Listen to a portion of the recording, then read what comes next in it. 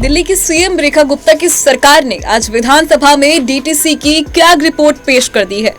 इस रिपोर्ट के आधार पर बीजेपी ने आम आदमी पार्टी की सरकार के कार्यकाल के दौरान हुई कथित गड़बड़ियों को लेकर सवाल उठाए हैं।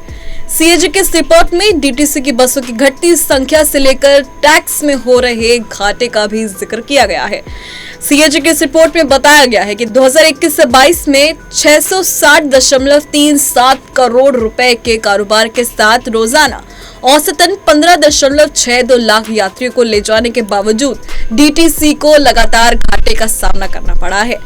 साल 2015 से 16 में 2021 से 2022 तक 7 साल के ऑडिट में पाया गया कि डीटीसी के पास कोई बिजनेस प्लान या परफॉर्मेंस बेंचमार्क नहीं था और विभाग को मुनाफे में लाने के लिए भी कोई स्टडी नहीं की गई थी। सीएजी की रिपोर्ट के मुताबिक डीटीसी पिछले कई सालों से लगातार नुकसान झेल रहा है। बावजूद इसके कोई ठोस व्यापार योजना या कोई दृष्टि दस्तावेज तक नहीं बनाया गया। बता दें कि डीटीसी पर सीएजी को लेकर करीब 1 महीने पहले रिपोर्ट आई थी। इसमें दिल्ली परिवहन निगम की वित्तीय समस्याओं के बढ़ने की भी बात कही गई थी। बता दें, सीएजी रिपोर्ट में बताया गया है कि सरकार के साथ कोई समझौता ज्ञापन यानी कि कोई भी एमओयू नहीं हुआ जिससे वित्तीय और परिचालन लक्ष्यों को तय किया जा सके। वहीं अन्य राज्य परिवहन निगमों यानी कि एसटीयूएस के साथ प्रदर्शन की तुलना भी की गई है। साल 2015 से 16 में निगम के पास 4,344 बसें थी जो 2022 से 23 तक घटकर 3,937 ही रह गई, जबकि सरकार से आर्थिक सहायता उपलब्ध थी। फिर भी निगम केवल 300 इलेक्ट्रिक बसें ही खरीद सका।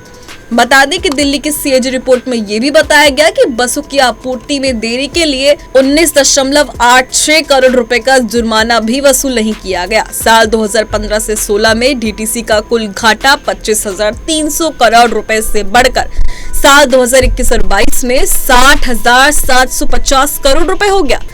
रिपोर्ट्स के अनुसार मार्च 2022 तक निगम ने 3,937 बसें संचालित की, जो आवश्यक 5,500 से काफी कम थी।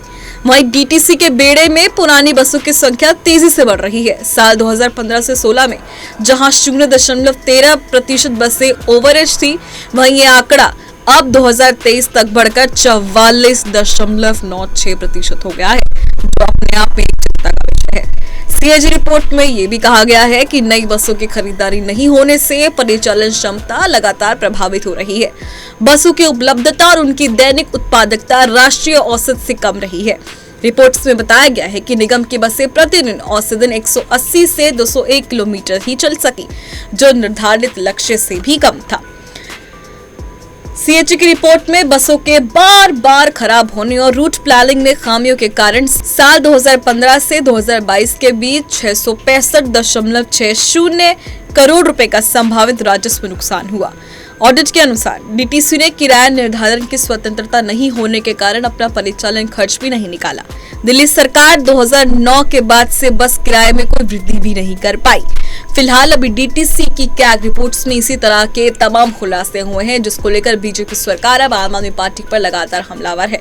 बता दें, इससे पहले शराब घोटाले को लेकर भी सदन में रिपोर्ट पेश की गई थी, जिसको लेकर आम आदमी पार्टी सिर्फ बचती आई और उन्होंने सवालों का कोई जवाब नहीं दिया और अब डीटीसी को लेकर भी घमासान मचता हुआ नजर आ रहा है। फिलहाल इस पर आपकी क्या राय है, हमें कमेंट सेक्शन में जरूर बताएं और देश और दुनिया के तमाम खबरों के लिए आप देखते रहें पंजाब केसरी.com।